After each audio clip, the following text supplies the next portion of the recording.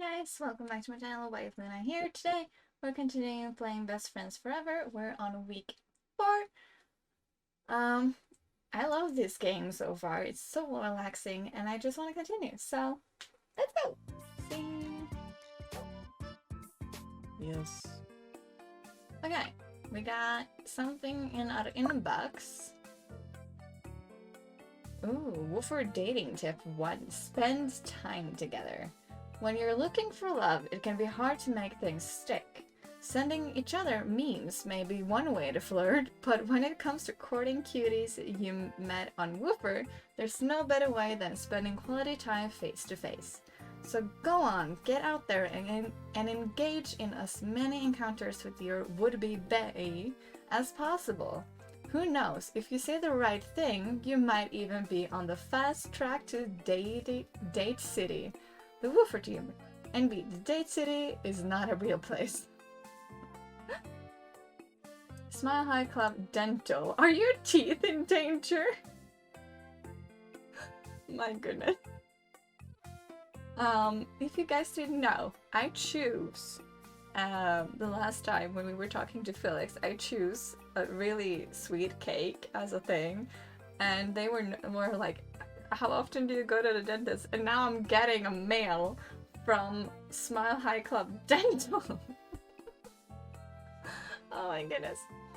We noticed you haven't been to see us here at Smile High Club for some time. Dental hygiene is virtually important. Vitally important, I mean. Particularly in these dangerous, unprecedented times. 63% of people over 25 report a big drop in bite strength and tooth solidity year to year. 30% of women say their biggest concern this decade is chewing or chew-related activities. 1 in 2 respondents to a recent survey reported having dreams about their teeth falling out and starting a revolution in a small island nation. Come and see us immediately. You owe it to your mouth. Sign up to our new Red Alert plan and get 10% off your first drilling. Oh my goodness. Are you kidding me? Okay, so we have 2 different things that I can do with Bloom. Let's see which people that I can meet. I can meet Anders! Yay! I hope that I said the right thing. He's at South Shore Street. The business district of Rainbow Bay, South Shore is home to local council and ample tourism destinations. Oh. No. Oh. Do not poop on the walkies. Anders! Oh, Hey there.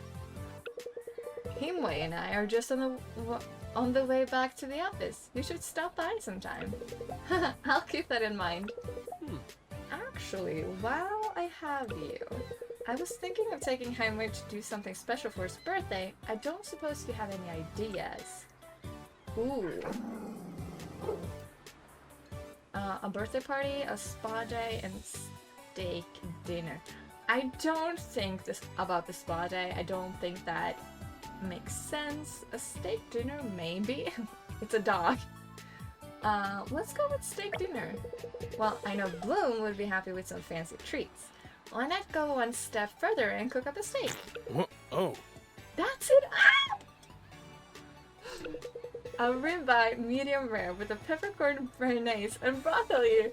Wait, can dogs eat whatever béarnaise is? I know what it is. It's delicious. That's a good point. I'll do a little research. But needless to say, I'm excited to cook for my best boy. Aww! And this is a little more excited than I expected. Oh, he's falling. Ah! First date! I'm so weird. And I love it. Don't mind me. Oh, we gotta go on a first date. So, Roman Empire. Locally owned restaurant boasted a gastronomic exploration of nutrition and flavor. Ooh. I gotta go on the first day with Anders. Oh, that's right. I still have Anders' card. I wonder if he wants to get a bite. Ooh, we could get burgers. Hey, Anders, do you have plans tonight? Anders typing. With any luck, I'm about to. What do you have in mind? Aw. Okay. Oh, okay. I just click. Okay. What's full of meat and perfectly encased in 2 per tasty buns? I'm listening. Burgers! Ah. Actually, I can get us seats at Remain Empire tonight. I'm sure you'll love the food. Do they have burgers? They're better than that. You'll see. I have no idea what Anders expects me to eat, but I guess we'll find out. Remain Empire. Way to make a restaurant sound simulataceous, healthy, and threateningly imperialistic. I wonder if they invade and conquer other restaurants, or capture chefs to battle each other to the death. Wow. I really hope they don't only serve salads. The restaurant itself is on the edge of South Shore and Arts District. Just far enough from the bars of South Shore to escape the nightlife without losing too much visibility to the local office buildings. As I step in from the street, gentle jazz music tickles my ears and a small bell jingles above the door. Before I even have the chance to take the place in, a waitress dressed in a smart waistcoat greets me. Good evening. Will you be dining alone tonight? Oh, no. I'm meeting someone. Anders? The waitress' face lights... Oh! I'm sorry. That's a girl. The waitress' face lights up with recognition. Oh! You're Mr. Hamilton's guest. Please follow me. Your dog, too. Wow, Mr. Hamilton, huh? Bloom and I followed the waitress towards the back of the restaurant, past a number of tables intimately illuminated by centerpieces of arranged candles. Aww. No. As we neared the kitchen, I finally see Anders.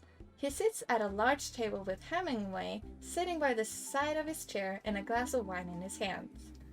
The table itself is situated right by the kitchen, and despite its size, it sits for only 2 guests. Your guests have arrived, Mr. Hamilton. No. Hey there. No.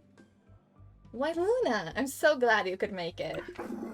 No. Stop it, Bloom. Anders stands up and takes 3 precious steps towards me. He smiles softly and places one hand on my upper arm. It's warm. This place is fancy. I don't think I can afford it, but this place is fancy. Damn, Anders, this place is fancy. I told you you'd like it. I feel like I might be a little underdressed. Really? I couldn't tell. Oh, really? Wait, right? You're wearing a fragrance at least, aren't you? I like it. Aw. Oh, it's just a cheap one, but thanks. He doesn't need to know I stopped at the supermarket on the way here and rubbed 3 different magazine samples on my body. Oh my goodness. Anders gestures towards the only other seat placed at the table, immediately next to where he'd been sitting. Our seats face into the kitchen, giving me a clear view to a various chefs hard at work. By the window, I can see a wizened? I don't know that word.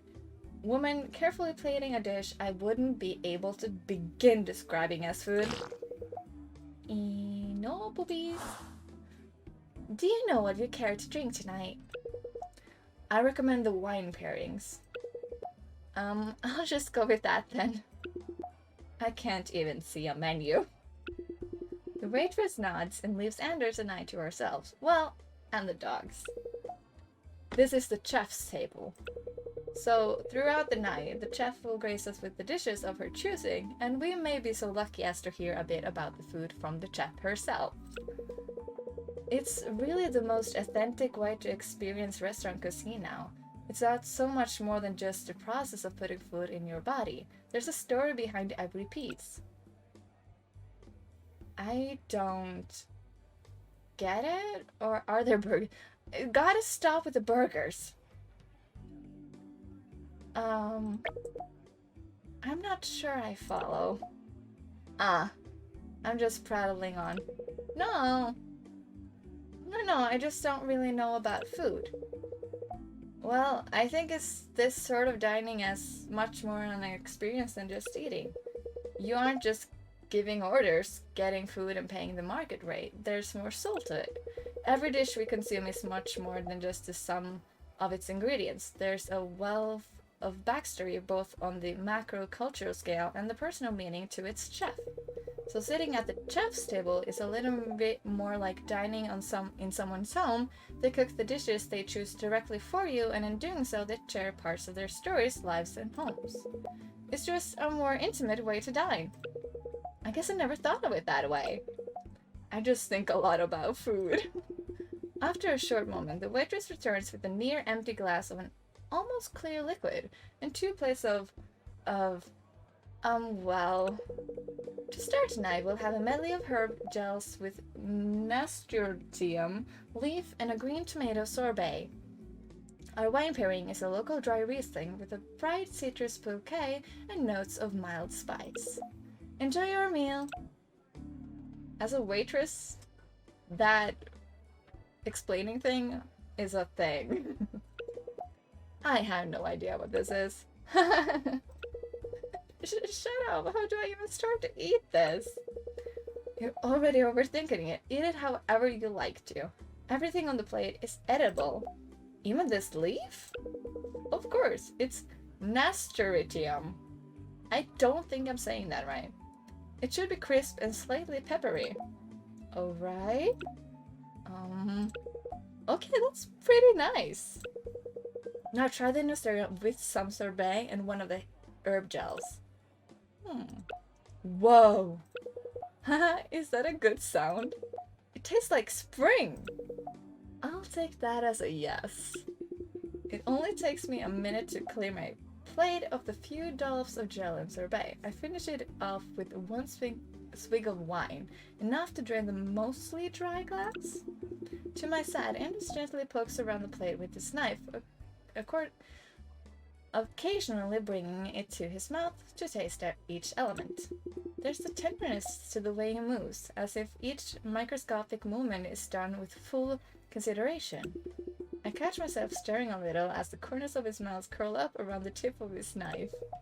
I can feel you staring. Oh, I'm sorry. You seem like you're enjoying yourself.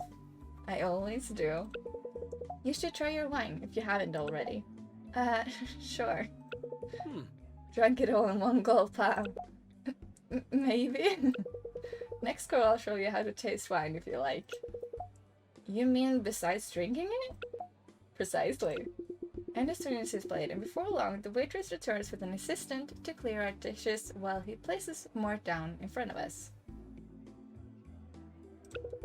And now for our second course, we have scallop ceviche with pickled watermelon rings, golden beetroot, and garden sorrel. With this, we have a youthful Sauvignon Blanc, sourced from the vineyard just 15 kilometers south of Rainbow Bay, exhibiting a natural flinty minerality and an aroma of fresh blossoms. Okay, you definitely made some of those words up. Shall I show you how to taste that wine then? Alright, but don't expect much. I'm sure you're capable of much more than you give yourself credit. Now, pick up the glass by the stem and swirl it gently. That swirling puts more wine on the walls of the glass and helps it evaporate, so you smell more of its finer notes. Next, bring it to your nose and inhale gently. Your nose should be more or less inside the glass. Alright, this feels ridiculous. Don't worry, I'm not watching. Very funny. What do you smell? Well, there's definitely sort of a grapey aroma. Well, yes. What else? That's that has one. It's sort of like the ground after it rains. This sounds horrible, but kind of smells like wet concrete. Haha, you're right though. That's common for Sauvignon Blanc. I'm getting notes of cut, grass, and lime as well. It's quite herb is I don't herb yeah, I'm not gonna try. Nope. It's herbalicious or something. I don't know. Okay, now take a sizable sip and swirl the wine around your mouth. You want to feel it in every crevice. Swallow when you're ready. Now just think about what you taste. You might feel acidity along the sides of your tongue, and you'll probably notice some new aromas as well. What do you think? It's a bit acidic, but not too much. And I think I taste green pepper and lemon. Wonderful! There aren't really any wrong answers. It's just about how you perceive the wine. When you take the time to taste it properly, you really consider the flavors and craftsmanship behind it all. Winemakers around these parts don't usually oak their Sauvignon Blanc, but I can teach you about oaking too when we get a red wine. Sure, why not? Throughout the 7-course digestion... 7 course! Oh my goodness, that's too much food. Anders explains various wine notes and origins, with the waitress and chef both chiming in at various points with their own takes. After an intricate dessert constructed of malted grapefruit mousse and ruby chocolate, Anders quietly pays the bill. Before we say goodnight, would it be alright if I walked you home? I like that. I like that. I'm not sure I'm ready for the night to be over just yet. Was that a pun? Because of Remain Empire? Let's not dwell on it. Anders and I step onward into the night, sticking to the main street of the Arts District. Are you sure it's alright walking me home? You don't live around here, do you? No, I have an apartment by the beach in South Shore, but it's fine. I'll catch a Uber later. Thanks. Of course. You're not cold, are you? It's a little bit chilly. Would you like my scarf? Aww. Before I can really respond, Anders has removed his scarf and offers it to me with his free hand. Here, stand still. He places the scarf around my shoulders and ties it loosely by my collarbones. Aww. Wow, it suits you. Smart ass. Not falling for those anymore, huh? Nope. Actually, I wanted to ask, how much can you see? I can see enough to know I'm very attracted to you.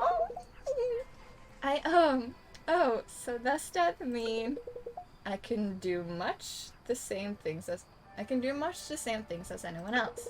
Certain things I can do better than most, in fact. Or so I've been told. What? Like what? Why don't I show you? Anders is immediately next to me now. We stop below a street light and his calloused fingertips find the curve of my jaw. He tilts my head towards him gently. He takes one more step, closing the distance between us. His lips part just inches from mine, and his breath is warm, heavy. He hesitates as if asking permission. Wordlessly, I push forward, pressing my lips against his. He takes the hint pretty quickly, and before long, his fingers are curled in the hair on the back of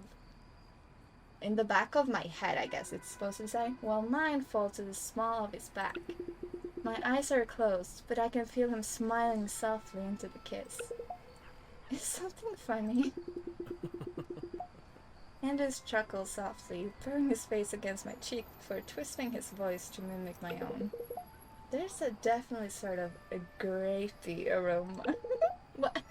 Hey, you said no judging! No judging. You taste like wine, it's all. Oh, right. We should probably get you home. Actually, this is my apartment. Ooh. Ooh. I don't know. Care to join or thanks for the great night? Oh, I don't know. Oh my goodness.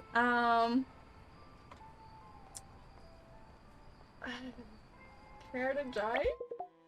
Care to join me? You're not inviting me, a proper gentleman, to spend the night on the first date, are you? Indus was appointed, but his lips curl upwards, and the slight musicality in his tone suggests he's far from offended. Oh, shush. Come and show me just how ungentlemanly you can be.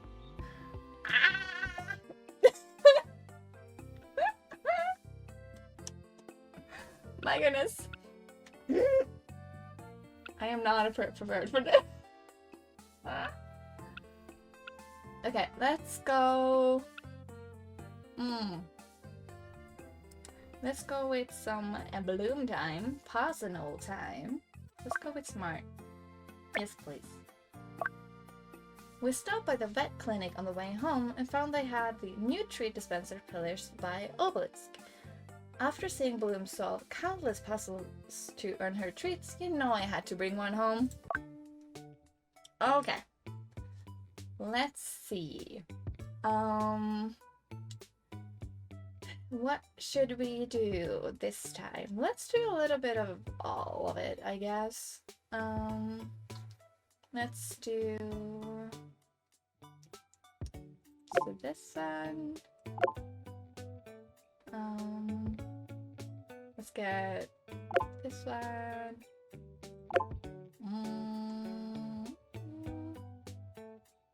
Maybe Pop Flicks and Chill. Let's see. Employ a dog. Bloom worked the reflector like an absolute champ and only chewed it out a little bit. Bloom got excited during a werewolf transformation and practiced her best howl. Bloom got into a friendly barking match with a local Frenchie on the way home. Bloom conned you into giving her extra treats, curse those beautiful eyes. Bloom got excited during... She has a thing for werewolf transformations, apparently.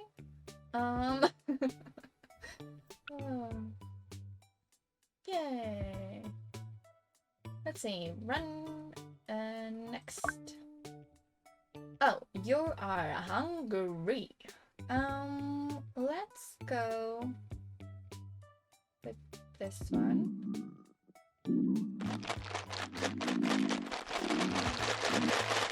There we go. Get some food in you. Oh, you are parched, girl.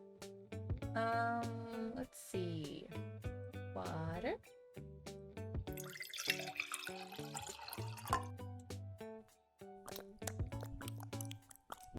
Cutie pie. And let's do...